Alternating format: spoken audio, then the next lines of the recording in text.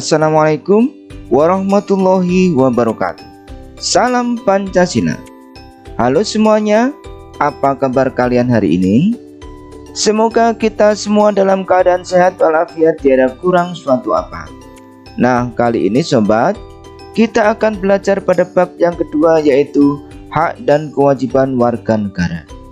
Sub pokok bahasan yang akan kita pelajari kali ini adalah tentang pelaksanaan hak dan kewajiban warga negara secara seimbang. Setelah mempelajari materi ini, peserta didik diharapkan mampu menerapkan hak dan kewajiban secara seimbang di berbagai bidang kehidupan.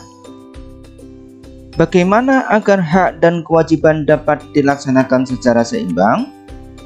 Buat kalian yang ada pendapat atau pertanyaan, boleh dong dituliskan di kolom komentar. Hak dan kewajiban senantiasa beriringan dan tidak dapat dipisahkan dalam kehidupan kita sebagai warga negara. Kita tidak dapat menuntut hak saja tanpa menjalani kewajiban. Sebagai contoh, hak dan kewajiban seorang anak.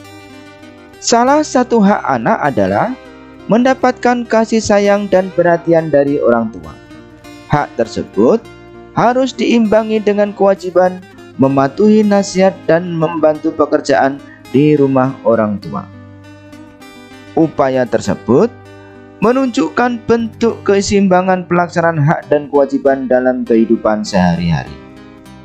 Menjaga kewajiban kepada orang lain dan diri sendiri tidak terlepas dari cara seseorang menghormati hak orang lain. Hal ini karena tidak mungkin ada hak tanpa kewajiban dalam membantu mewujudkan hak. Dapat disimpulkan bahwa keseimbangan hak dan kewajiban warga negara sangatlah diperlukan dalam berbagai konteks kehidupan sosial. Dalam mewujudkan tegaknya hak dan kewajiban dalam kehidupan sehari-hari, setiap orang perlu mematuhi seluruh norma yang berlaku, baik norma agama, norma kesusilaan, norma kesopanan, maupun norma hukum. Dengan mematuhi norma-norma itu, pemenuhan hak dan kewajiban akan lebih mudah dilakukan. Pemenuhan hak dan kewajiban tersebut saling terkait dan tidak dapat dipisahkan. Untuk melaksanakan pemenuhan hak dan kewajiban secara baik, setiap orang perlu lebih dahulu memperhatikan hak orang lain. Selanjutnya adalah memenuhi hak orang tersebut sebaik-baiknya sesuai dengan tanggung jawab atau kewajiban diri sendiri atas orang lain itu. Dengan memenuhi hak orang lain sebaik-baiknya, maka kewajiban diri sendiri otomatis sudah tertunaikan. Setelah itu, kita dapat meminta hak diri sendiri agar dipenuhi oleh orang yang memiliki kewajiban terkait hak tersebut.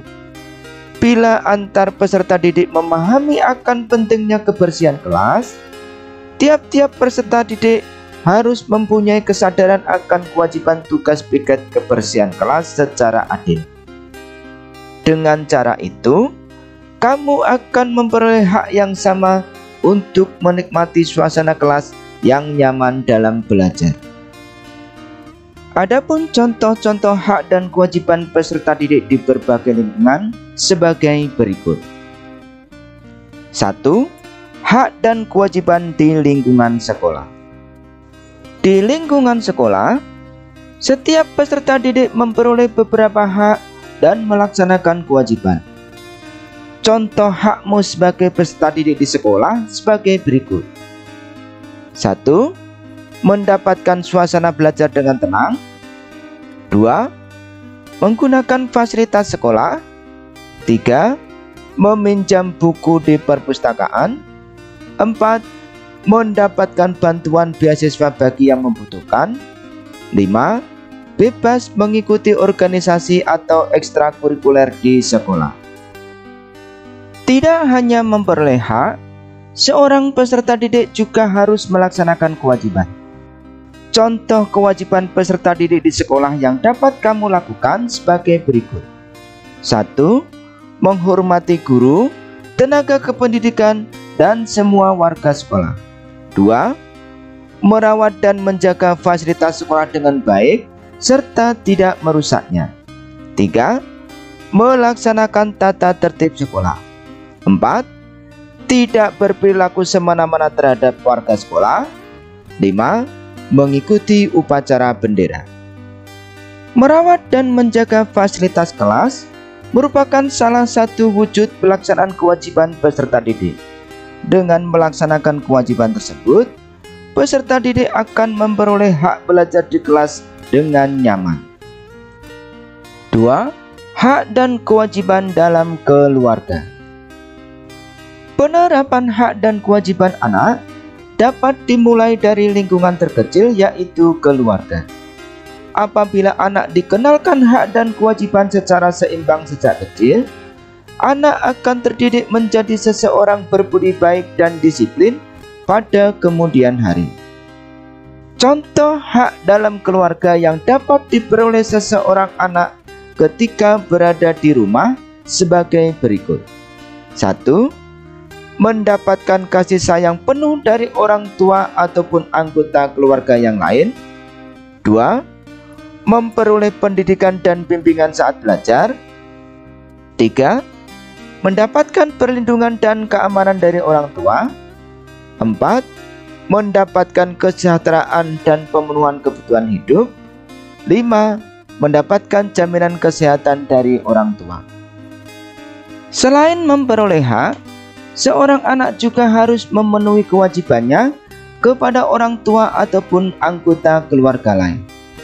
Adapun contoh kewajiban dalam keluarga yang harus dilakukan seorang anak sebagai berikut. 1. Menghormati semua anggota keluarga, terutama kedua orang tua. 2. Membantu meringankan pekerjaan orang tua. 3. Mematuhi peraturan yang telah disepakati bersama. 4.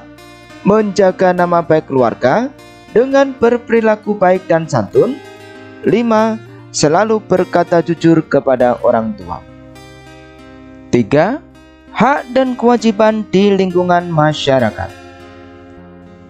Beberapa contoh hak di lingkungan masyarakat yang dirangkum dari buku Implementasi Hak Asasi Manusia dalam Undang-Undang Dasar 1945 karya Muhammad Sudi sebagai berikut. 1.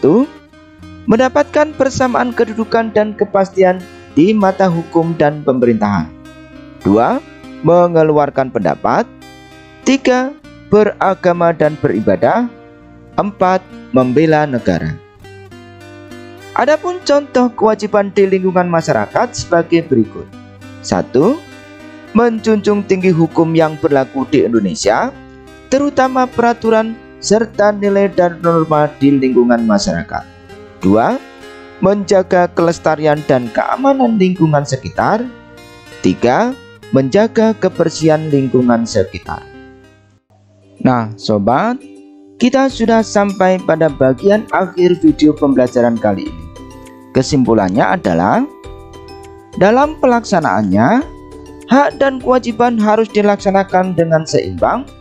Hal ini bertujuan agar terjadi ikatan kesinambungan antar individu yang satu dengan individu yang lain, sehingga akan terciptanya hubungan timbal balik yang positif dan terwujudnya keselarasan yang harmonis antar umat manusia. Di sisi lain, hal ini juga dapat memicu terciptanya persatuan dan kesatuan di tengah-tengah kehidupan berbangsa dan bernegara. Bagaimana sobat? Apakah kalian sudah memperoleh pengetahuan baru dan pengalaman belajar seputar pelaksanaan hak dan kewajiban warga negara secara seimbang di video kali ini? Semoga saja penjelasan dalam video kali ini bermanfaat buat kalian. Dan jangan lupa bagikan linknya ke teman-temanmu yang ada di sosial media juga ya.